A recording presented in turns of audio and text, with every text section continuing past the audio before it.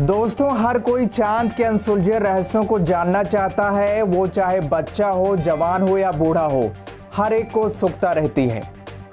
दोस्तों, चांद पर क्या जीवन संभव है जो या वैज्ञानिक बड़े बड़े दावे करते हैं, या कितने % तक सत्य है? यही सारे प्रश्न आपके दिमाग में अक्सर चलते रहते होंगे और आपको परेशान भी करते होंगे। तो दोस्तों, आपको बहुत सारी जानकारी मिलने वाली है इस वीडियो में और आपका हर कन्फ्यूजन दूर होने वाला है।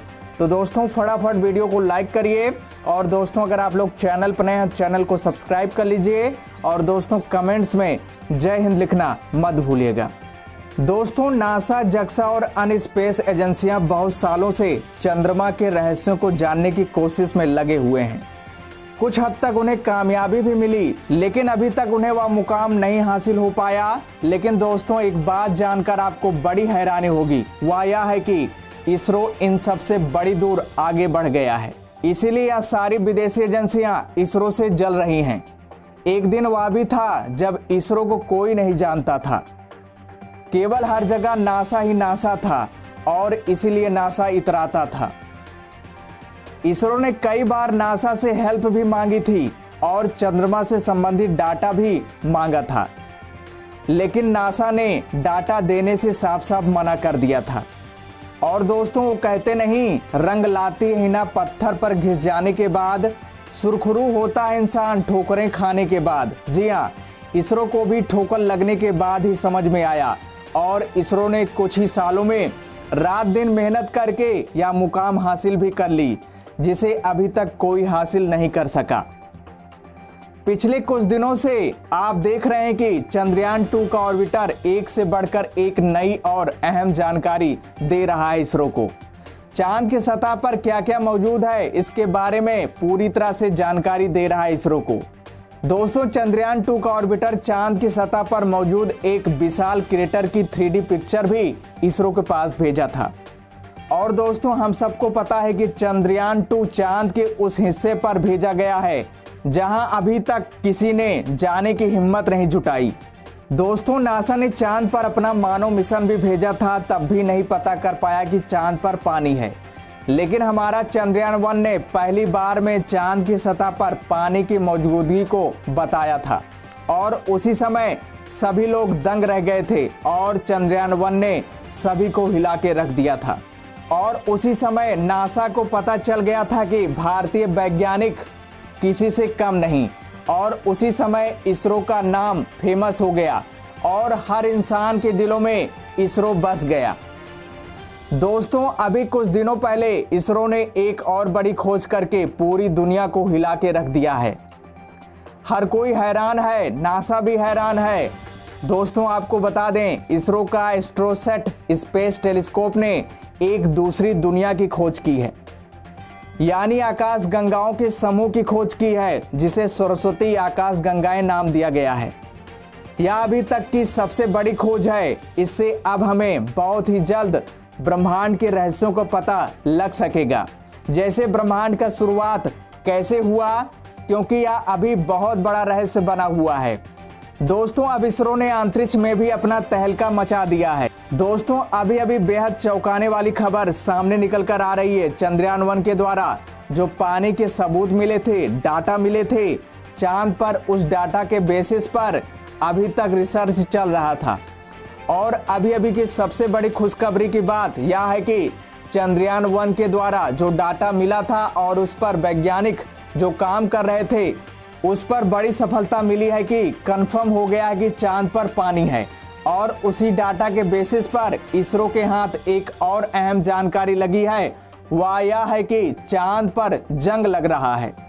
दोस्तों, अभी तक हम सबको यही पता था कि लोहे में ही जंग लग सकता है, लेकिन जो ये खबर आ रही है, इससे हर कोई दंग रह गया है।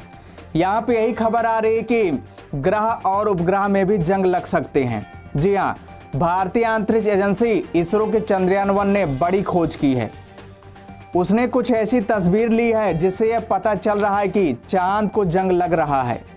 इस पर जंग लगने के दाग दिख रहे हैं, यानी कि चांद पर लोहे की मौजूदगी है। चांद की सतह पर ऑक्सीडाइज आयरन यानी लोहे के अंश हेमेटाइट दिखाई पड़े हैं। धरती पर तो लोहे की मात्रा बहुत ज्यादा है, लेकिन चांद पर लोहे के अंश मिलने से वैज्ञानिक भी हैरान हैं। लोहे पर जंग लगने का मतलब यह है कि वहां पर हवा और पानी यानी ह्यूमिडिटी यानी नमी मौजूद है। साइंटिस्ट को चांद पर बर्फ की मौजूदगी तो मिली थी, लेकिन हेमेटाइट की खोज बहुत बड़ी है। दोस्तों, चांद की सतह पर हेमेटाइट का पता भारतीय चंद्रयान-1 के ऑर्बिटर की ली हुई तस्वीर से पता चला है। चांद की सतह पर हेमेटाइट बनना हैरानी वाली बात है, क्योंकि धरती का यह उपग्रह लगातार सूर्य की सौर तूफानों को झेलता है। सौर तूफानों की वजह से हाइड्रोजन के परमाणु चांद की सतह पर इलेक्ट्रॉन छोड़ते हैं, जबकि आयरन ऑक्सीडेशन सिर्फ इलेक्ट्रॉन कम होने पर ही होता है। चांद पर हेमेटाइट की मौजूदगी उसी हिस्से में ज्यादा है जो पृथ्वी के नजदीक है, यानी धरती के वायुमंडल का असर चांद पर भी पड़ रहा है। सुवाई ली का कहना है कि हो सकता है कि यह धरती के वायुमंडल का असर हो। धरती के नजदीक वाले चांद के हिस्से पर ही पहले बर्फ मिली थी। अब हेमेटाइट का उसी स्थान पर मिलना ये बताता है कि नमी और लोहे की मौजूदगी है वहां पर। उल्का यानी एस्टेरॉयड टकराने से चांद की सतह के नीचे की बर्फ पिघली और सतह पर आ गई। पानी के बेहद छोटे कण पैदा हुए होंगे। इससे यह साबित होता है कि पृथ्वी के वायुमंडल की ऑक्सीजन सोलर विंड के साथ चांद तक जाती है। जी हाँ, अमेरिकी अंतरिक्ष एजेंसी नासा के रिसर्चर का मानना है कि यह जंग लगने के पीछे धरती का वायुमंडल हो सकता है।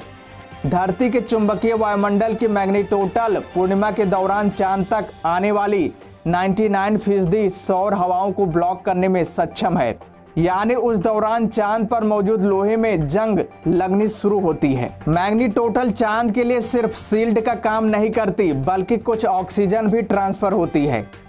यह 2007 में जापान के कगुया ऑर्बिटर से कंफर्म हो चुका है। इसका मतलब यह है कि चांद पर ऑक्सीजन भले ही ना हो, लेकिन कुछ वक्त के लिए उसे ऑक्सीजन मिलती है। उसी वक्त हाइड्रोजन की बमबारी भी उस पर नहीं हो रही होती, क्योंकि धरती बीच में होती है।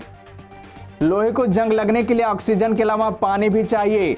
तो दोस्तों, ये पूरी तरह से कंफर्म हो गया है कि एस्टेरॉयड की बमबारी से जो उसके नीचे बर्फ होगी, उसके कण पिघल करके ऊपर आए होंगे। और दोस्तों, धरती के वायुमंडल से विंड के द्वारा जो ऑक्सीजन है वहां तक पहुंची होगी, और दोनों के मिलने से ही वहां पे धरती के चांद पर जो मिट्टी है उस पर जंग लग रहा है। और जंग लगने से ये साबित हो रहा है कि वहां पे लोहा भी होगा। और ऑक्सीजन और पानी से मौजूदगी से हर कोई हिल गया है, और वैज्ञानिक अब इस निष्कर्ष पर पहुंच गए हैं कि हो सकता है कि अब जीवन संभव हो सके। जी हाँ दोस्तों, बड़ी कामयाबी है, और ये कामयाबी सिर्फ इसरो के द्वारा मिली है। इसरो के चंद्रयान-1 ने ही साबित किया है। जी हाँ, तो दोस्तों, हमें इसरो वैज्ञानिक पर गर्व करना चाहिए, और दोस्तों इस पर एक लाइक तो बनता है।